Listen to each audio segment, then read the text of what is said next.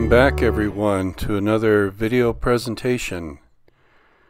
I'm out in the countryside once again, finding a place to paint. I'm pretty excited about being there.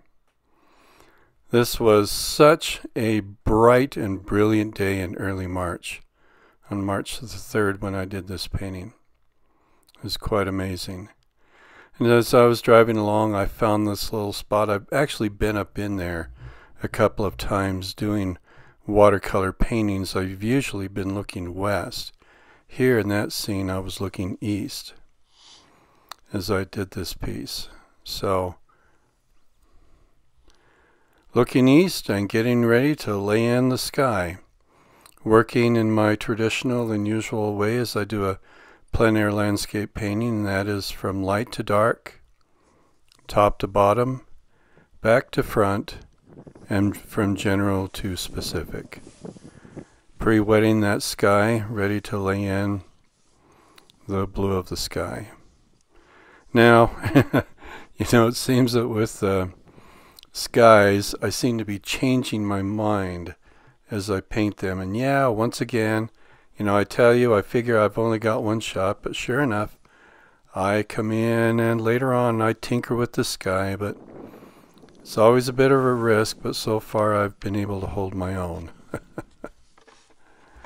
So, turning it upside down to wet it, and then turning it right side up to start laying in the blue of the sky. Maybe a little note to myself here. Perhaps the use of the mop brush to paint the big open expanse of the sky, it may not be the best tool in my quiver. Maybe I should use a larger flat. But anyway, I'm working with this for now and making it work. So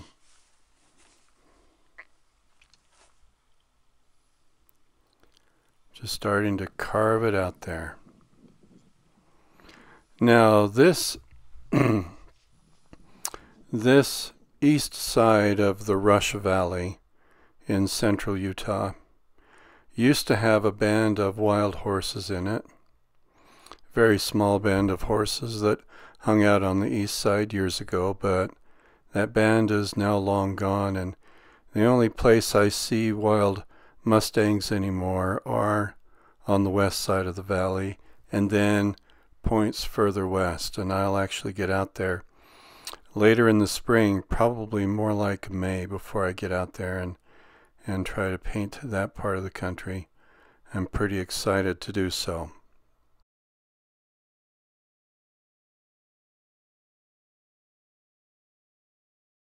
So no more wild horses, and I think the reason why is because there's a pretty big lack of water on the east side of this Rush Valley. I think that one has to dig some pretty deep wells to get some water.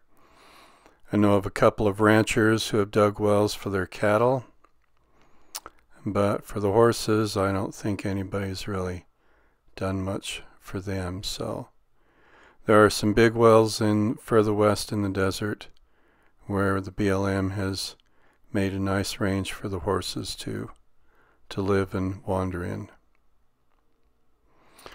Okay, just going through the process of laying in those distant hills, watching carefully the patterns that I see, and trying to just block them in with a good foundation color to build on. So I'm not always necessarily trying to match the colors perfectly. Sometimes my response in that regard is a kind of an emotional response, if you will. And here I am tinkering with the sky once again. I kind of got tired of the straight flat blue, and I thought I wanted to bring in a darker blue in areas and let the rest of the sky feel lighter, whiter, brighter, as if there was just a little bit of hazy clouds in the scene, and that's the reason why I did that. Yeah, I'm using the ruler to draw in some straight edges when I need them, and just continuing to block in those foundation colors to build on. Now what the video process does not show here is that there were times when I took a break, turned off the camera, and had to set the watercolor on the dashboard of my car as it was facing directly south towards the sun to dry. And it may have been the first bright day in March, but it wasn't warm enough to where it was just drying so easily right on my easel as I was painting that I could just keep going. So as a plein air painter, you kind of learn what the season, what the weather, what the times will do for you or cause problems for you, and so you find ways to work with that and to cope. So now I'm working back into those distant hills. Pretty well have the sky done. Working into the distant hills with the patterns of those junipers and those pinions that grow back in there, along with some of the sage and even some of the plant. I think it has the name ephedra in it. Ephedra something anyway. It's also known as Mormon tea.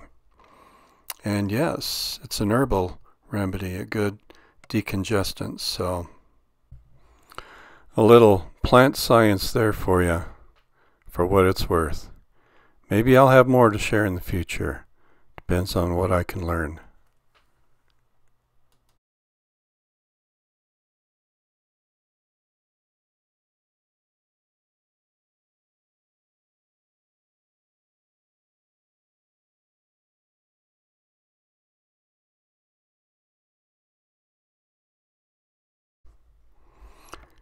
And yes, I've brought out the maul stick to steady my hand.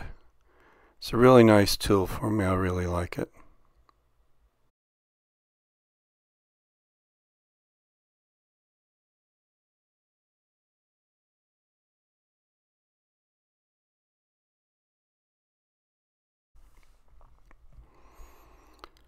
I've done a little hiking up into those hills and have actually I've never seen any wildlife in those hills at all.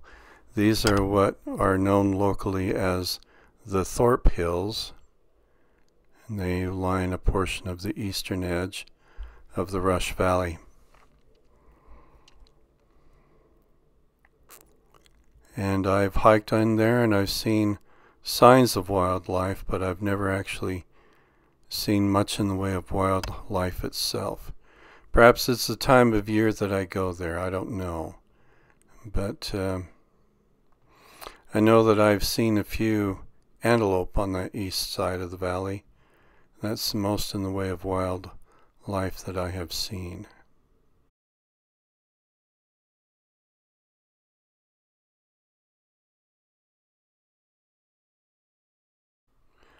So just working from the distance down into the middle ground, down into the foreground, and then back again, and just kind of working down through the painting in stages and bringing it to a full and completed finish. And this is a study, something to work on back in the studio. Alright, well, I'm going to turn you over to the music now. See you on the other side.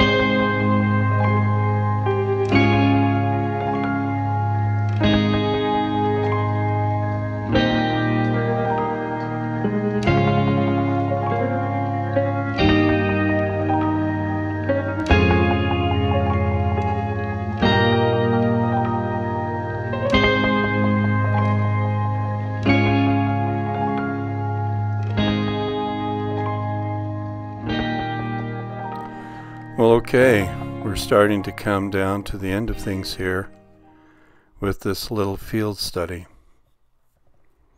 I hope that you've learned some good things from it and that you can take something and use it in your own work as a plein air watercolorist. I'm just finishing up with some last minute bits of warm color in the foreground, some last touches of some emphasis of darks into that distant ground. We'll start calling it quits here. I'm excited to use this as a field study for a studio painting that I'll do back in the studio. You'll see a video of that on my other channel. So here it is, the finished painting in full color.